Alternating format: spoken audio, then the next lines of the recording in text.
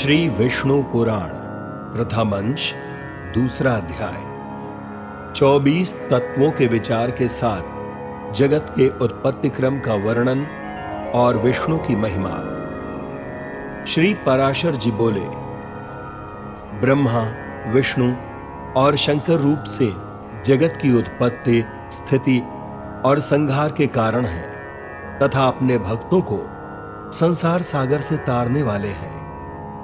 उनका विकार रहित, शुद्ध, अविनाशी परमात्मा, सर्वदा एक रस, सर्व विजयी भगवान वासुदेव विष्णु को नमस्कार है, जो एक होकर भी नाना रूप वाले हैं, स्थूल सूक्ष्ममय हैं, अव्यक्त कारण एवं व्यक्त कार्य रूप हैं तथा अपने अनन्य भक्तों की मुक्ति के कारण हैं। उन श्री विष्णु भगवान को नमस्कार है, जो विश्व के अधिष्ठान है, अति सूक्ष्म से भी सूक्ष्म है, सर्व प्राणियों में स्थित पुरुषोत्तम और अविनाशी है, जो परमार्थतः वास्तव में अति निर्मल ज्ञान रूप हैं, किंतु अज्ञानवश नाना पदार्थ रूप से प्रतीत होते हैं, तथा जो काल स्वरूप से जगत की उत्पत्ति और स्थिति में समर्थ एवं उनका संहार करने वाले हैं।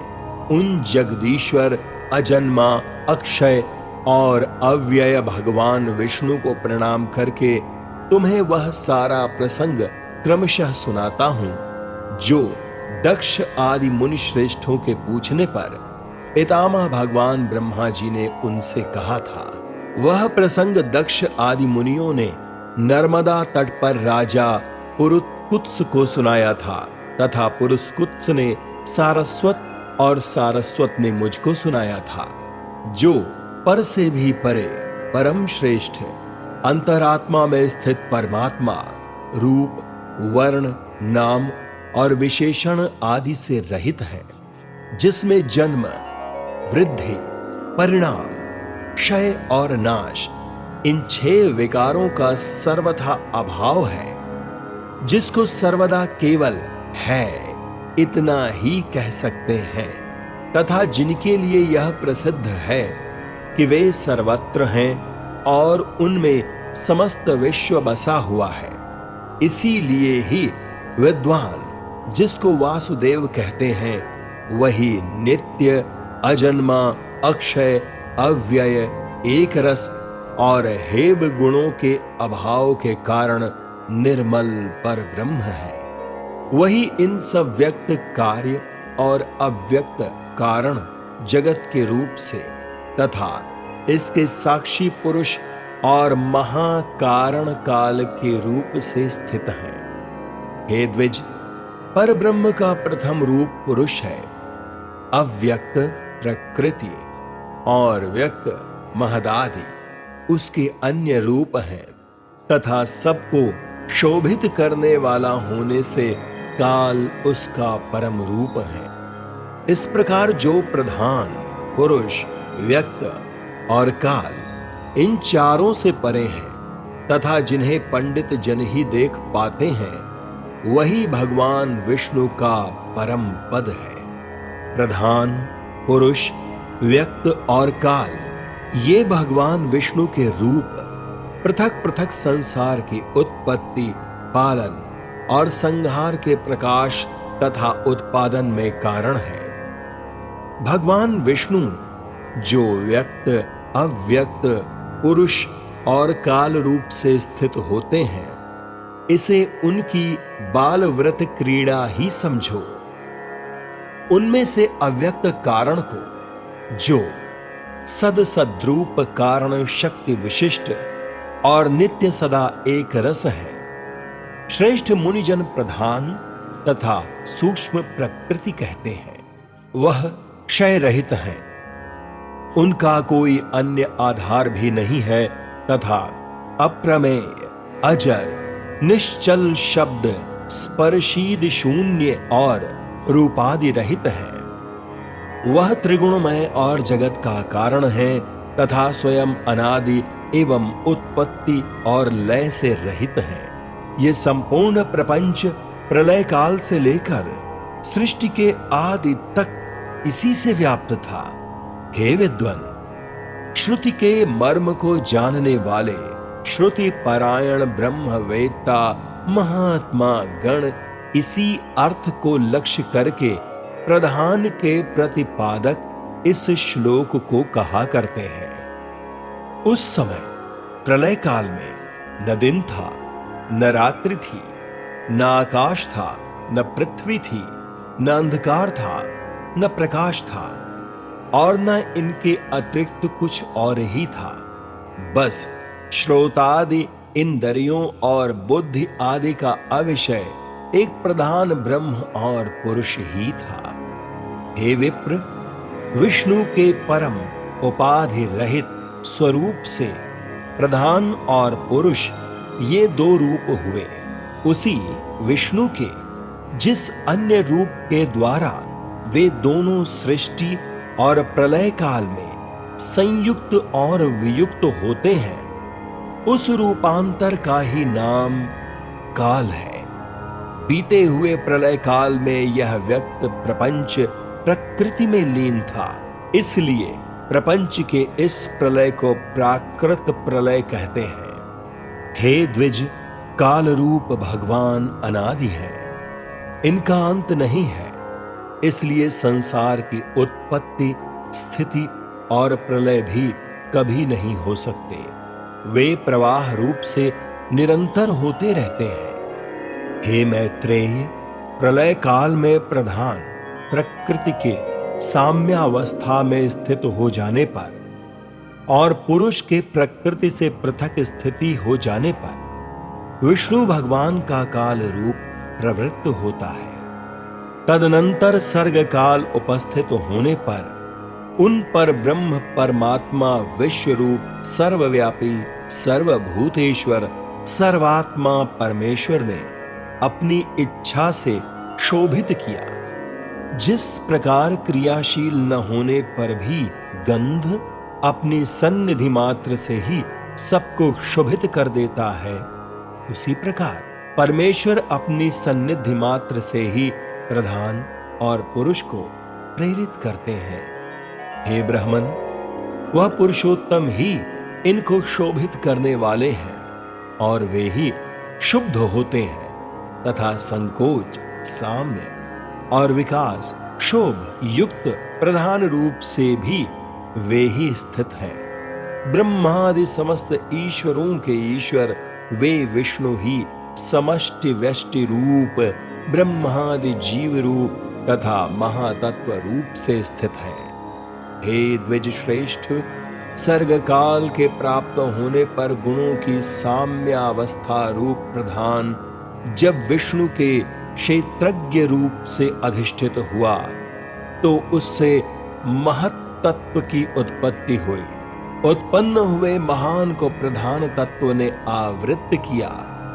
महत्तत्व सात्विक, राजस और तामस भेद से 3 प्रकार का है, किंतु जिस प्रकार बीज छिलके से संभाव से ढका रहता है, वैसे ही यह त्रिविध महातत्व से ही वैकारिक, सात्विक, तेजस, राजस और तामस भूत आदि 3 प्रकार का अहंकार उत्पन्न हुआ। हे महामुने, वह त्रिगुणात्मक होने से भूत और इंद्रिय आदि का कारण है और प्रधान से जैसे महतत्व व्याप्त है, वैसे ही महतत्व से वह अंधकार व्याप्त है। भूतादि नामक तामस अंधकार ने विकृत होकर शब्द तन्मात्रा और उससे शब्द गुण वाले आकाश की रचना की। उस भूतादि तामस अंधकार ने शब्द तन्मात्रा रूप आकाश को व्याप्त किया।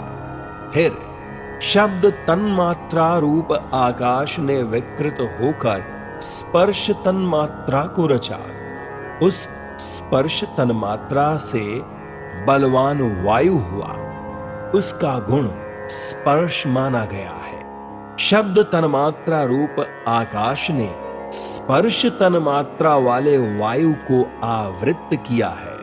फिर स्पर्श तन्मात्रा रूप वायु ने विकृत हो रूप तन्मात्रा की सृष्टि की। रूप तन्मात्रा युक्त वायु से तेज उत्पन्न हुआ है, उसका गुण रूप कहा जाता है। स्पर्श तन्मात्रा वायु ने रूप तन्मात्रा वाले तेज को आवृत किया, फिर रूप तन्मात्रामय तेज ने भी विकृत होकर रस तन्मात्रा की रचना की। उस रस तन्मात्रा रूप से रस गुण वाला जल हुआ। रस तन्मात्रा वाले जल को रूप तन्मात्रामय तेज ने आवृत किया। रस तन्मात्रा रूप जल ने विकार को प्राप्त होकर गंध तन्मात्रा की सृष्टि की। उससे पृथ्वी उत्पन्न हुई है, जिसका गुण गंध माना जाता है। उन आकाश आदि भूतों में तन्मात्रा है, इसलिए वे तन्मात्रा यानी गुण रूप ही कहे गए हैं। तन्मात्राओं में विशेष भाव नहीं है, इसलिए उनकी अविशेष संज्ञा है। वे अविशेष तन्मात्राएं शांत, घोर अथवा मूढ़ नहीं है, अर्थात उनका सुख दुख या मोह रूप से अनुभव नहीं हो सकता। इस प्रकार तामस अहंकार से यह भूत तन्मात्रा रूप सर्ग हुआ है। 10 इंद्रियां तेजस अर्थात राजस अहंकार से और उनके अधिष्ठाता देवता वैकारिक अर्थात सात्विक अहंकार से उत्पन्न हुए कहे जाते हैं। इस प्रकार इंद्रियों के अधिष्ठाता 10 देवता और 11वां मन वैचारिक सात्विक है। हे द्विज, त्वक, चक्षु, नासिका, जिह्वा और श्रोत्र, ये पांचों बुद्धि की सहायता से शब्दादि विषयों को ग्रहण करने वाली 5 ज्ञानेंद्रियां हैं। हे मैत्रेय, पायु अर्थात गुदा, उपरत अर्थात लिंग, हस्त, पाद और वाक, ये 5 कर्मेंद्रियां हैं। इनके कर्म मूल मूत्र का त्याग, शिल्प, गति और वचन बतलाए जाते हैं। आकाश, वायु, तेज, जल और पृथ्वी, ये पांचों भूत उत्तरोत्तर क्रमशः शब्द, स्पर्श आदि 5 गुणों से युक्त हैं। ये पांचों भूत शांत, घोर और मूढ़ हैं, अर्थात सुख, दुख और मोह युक्त है। अतः ये विशेष कहलाते हैं। इन भूतों में पृथक पृथक नाना शक्तियां हैं, अतः वे परस्पर पूर्णतया मिले बिना संसार की रचना नहीं कर सके। इसलिए एक दूसरे के आश्रय रहने वाले और एक ही संघात की उत्पत्ति के लक्ष्य वाले महतत्व से लेकर विशेष पर्यंत प्रकृति के इन सभी विकारों ने पुरुष से अधिष्ठित होने के कारण परस्पर मिलकर सर्वथा एक होकर प्रधान तत्व अनुग्रह से अंड की उत्पत्ति की। हे महाबुद्धे, जल के बुलबुले के समान क्रमशः भूतों से बढ़ा हुआ वह गोलाकार और जल पर स्थित महान अंड ब्रह्म हिरण्यगर्भ रूप विष्णु का अति उत्तम प्राकृत आधार हुआ। उसमें वे अव्यक्त स्वरूप जगतपति विष्णु व्यक्त हिरण्यगर्भ रूप से स्वयं ही विराजमान हुए। उन महात्मा हिरण्यगर्भ का सुमेरु उल्ब अर्थात गर्भ को ढकने वाली झिल्ली, अन्य पर्वत जरायु अर्थात गर्भाशय तथा समुद्र गर्भाशयस्थ रस था। हे विप्र, उस अंड में ही पर्वत और द्वैपादी के सहित समुद्र, ग्रह गण के सहित संपूर्ण लोक तथा देव, असुर और मनुष्य आदि विविध प्राणी वर्ग प्रकट हुए। वह अंड पूर्व की अपेक्षा 10-10 गुण अधिक जल, अग्नि, वायु, आकाश और भूत आदि अर्थात तामस अहंकार से आवृत है तथा भूत आदि महातत्व घिरा हुआ है। और इन सब के सहित वह महातत्व भी अव्यक्त प्रधान से आवृत्त है। इस प्रकार जैसे नारियल के फल का भीतरी बीज बाहर से ही कितने ही छिलकों से ढका रहता है, वैसे ही यह अंड इन 7 प्राकृत आवरणों से घिरा हुआ है। उसमें स्थित हुए स्वयं विश्वेश्वर भगवान विष्णु ब्रह्मा होकर रजोगुण का आश्रय लेकर इस संसार की रचना में प्रवृत्त होते हैं तथा रचना हो जाने पर सत्व गुण विशिष्ट अतुल पराक्रमी भगवान विष्णु उसका कल्पांत पर्यंत युग युग में पालन करते हैं। हे मैत्रेय, फिर कल्प का अंत होने पर अति दारुण तमह प्रधान रुद्र रूप धारण कर वे जनार्दन विष्णु ही समस्त भूतों का भक्षण कर लेते हैं। इस प्रकार समस्त भूतों का भक्षण कर संसार को जलमय करके वे परमेश्वर शेष शैया पर शयन करते हैं। वह एक ही भगवान जनार्दन जगत की सृष्टि, स्थिति और संहार के लिए ब्रह्मा, विष्णु और शिव इन 3 संज्ञाओं को धारण करते हैं। वे प्रभु विष्णु सृष्टा अर्थात ब्रह्मा होकर अपनी ही सृष्टि करते हैं, पालक विष्णु होकर पाल्य रूप अपना ही पालन करते हैं और अंत में स्वयं ही संहारक अर्थात शिव तथा स्वयं ही उपसंहत अर्थात लीन होते हैं।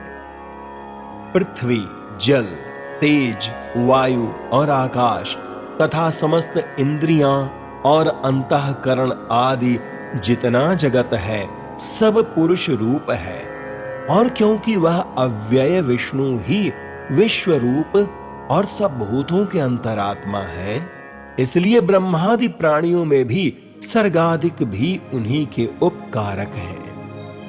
वे सर्वस्वरूप श्रेष्ठ, वरदायक और वरेण्य अर्थात प्रार्थना के योग्य भगवान विष्णु ही ब्रह्मा आदि अवस्थाओं द्वारा रचने वाले हैं। वे ही रचे जाते हैं, वे ही पालते हैं, वे ही पालित होते हैं तथा वे ही संहार करते हैं और स्वयं ही संहृत होते हैं। इति श्री विष्णु पुराणे प्रथम अंशे द्वितीयो अध्यायः।